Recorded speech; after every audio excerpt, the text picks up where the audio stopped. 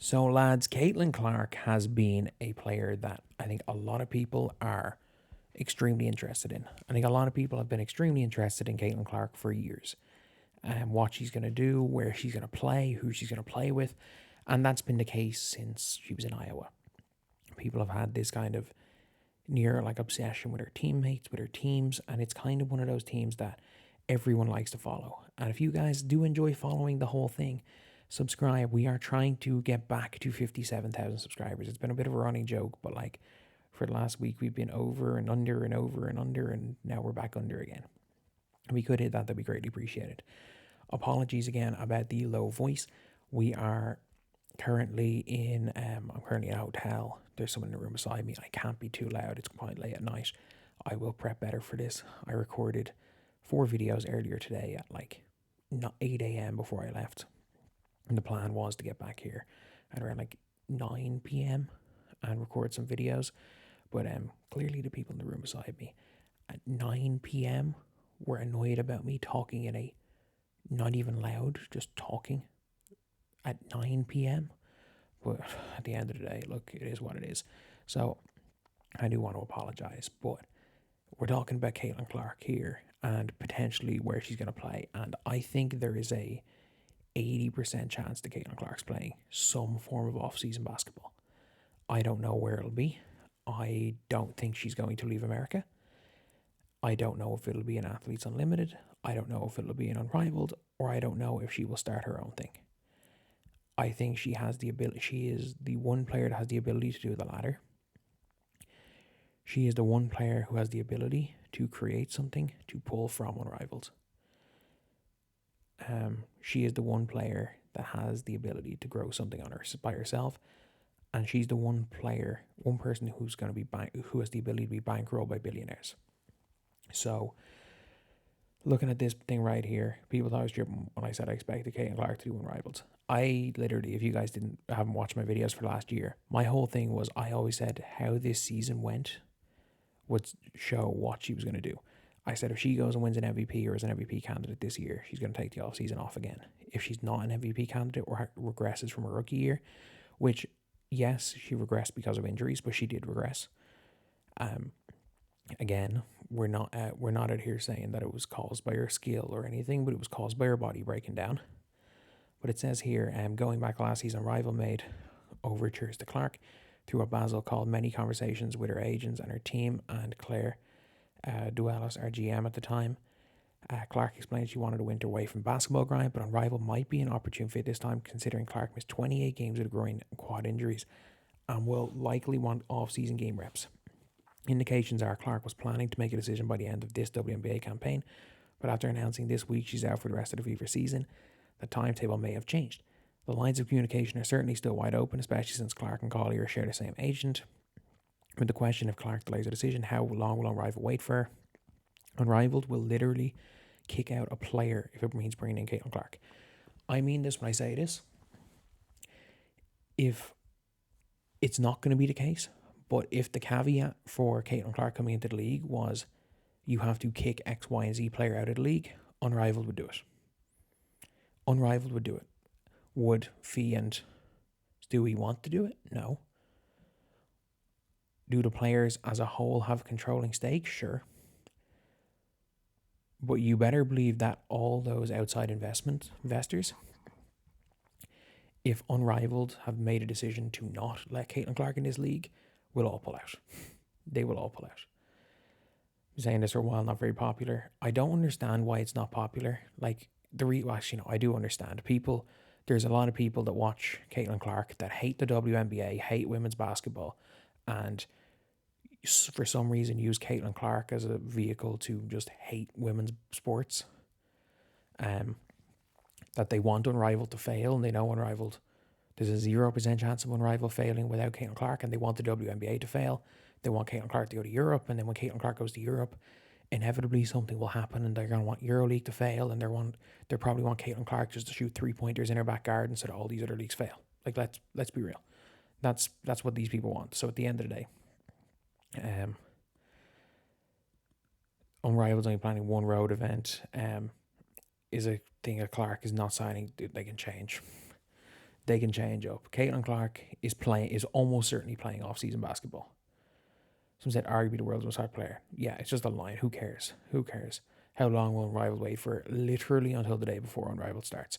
Heck, even during Unrivaled. If Caitlin Clark decides she wants to play during Unrivaled, they will let Caitlin Clark join. They'll kick a player out to bring her in. She has better ideas how to get in shape next season. I can guarantee you those ideas include playing off-season basketball. Like, I can guarantee you they include that. Because, like, look, Caitlin's smart. Everyone around Caitlin is smart. Caitlin has not played proper basketball in a year. Caitlin has not played healthy basketball in a year. And if Caitlin doesn't play some form of off-season basketball, the WNBA season has an 8-month off-season. She will go 20 months without playing healthy basketball, a healthy game of basketball. I'm sorry, you can't just take 20 months off the sport and expect to be a top 5 player when you come back. It doesn't work like that. Sports does not work like that. Humans do not work like that. You do not take 20 months off. Caitlin Clark is not going to take 20 months off basketball. She's not. She's not going to take 20 months off basketball. Regardless of what you think, she's not going to take 20 months off basketball. That is career suicide. It is. If Caitlin Clark doesn't play off-season basketball, she literally has to be the best player in the WNBA in 2026. And if there's any sort of a work stoppage or something, Caitlin Clark's career as Caitlin Clark is over in 2027. She will have essentially taken 3 years off basketball. If there's a situation where the WNBA locks out, if she doesn't play off-season, she will have taken 3 years off basketball. It is not possible to take 3 years away from a sport and walk back in as the best player. It's just not happening. Like, as we saw even with Michael Jordan. Michael Jordan took less time off. Like, he took about less time off, yeah. He took less time off basketball than Caitlin Clark will if she doesn't play in an off-season league from the end of last season, healthy. It'll be about the same thing. And we saw Michael Jordan was not the same the first season he came back. He was not the same.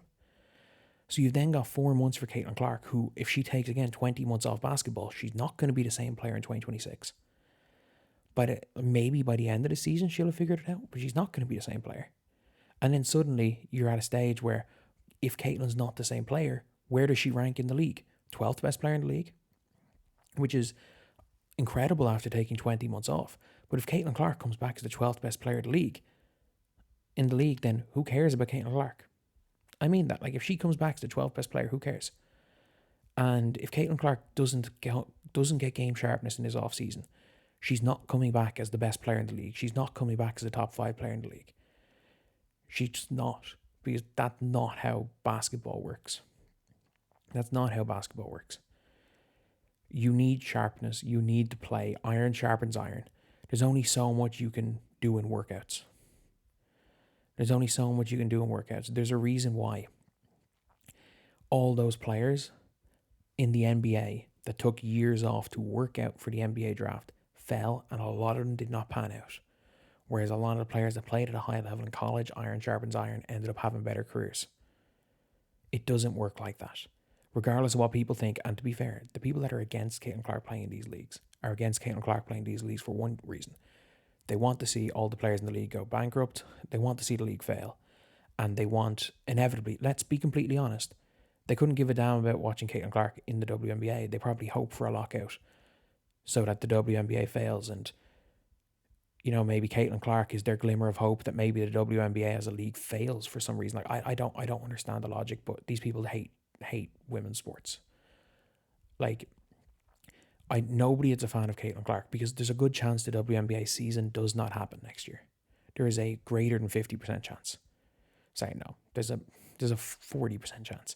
Because, again, I heard this from Rachel Lemita and I looked it up. So many of the partners and people that will be pumping money into sponsorships are putting money in Unrivaled instead of the WNBA because they're scared the season isn't going to happen. So with that being the case, we're now in a situation where people are claiming to be fans of Caitlin Clark the player, but are actively cheering on a situation where they don't see Caitlin Clark play healthy basketball for 3 years. These people aren't fans of Caitlin Clark, the player. They're fans because they have in their head that Caitlin Clark represents anti-WNBA, and it gives them a vehicle to hate on the WNBA.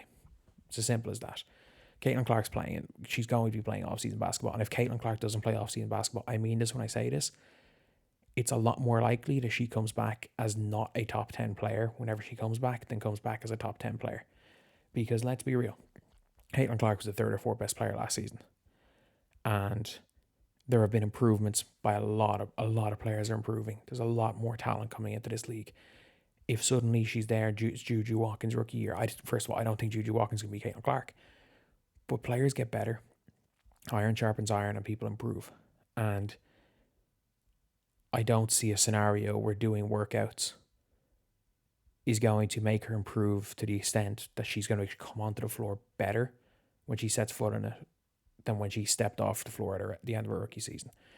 I don't think without getting game reps in, because it's been so long, that she will step on the floor a better player than she did at her rookie year. If she doesn't play some form of off-season basketball. Doesn't have to be Unrivaled, doesn't have to be AU, doesn't have to be in Europe, but she needs to do something, because whatever she did last season did not work.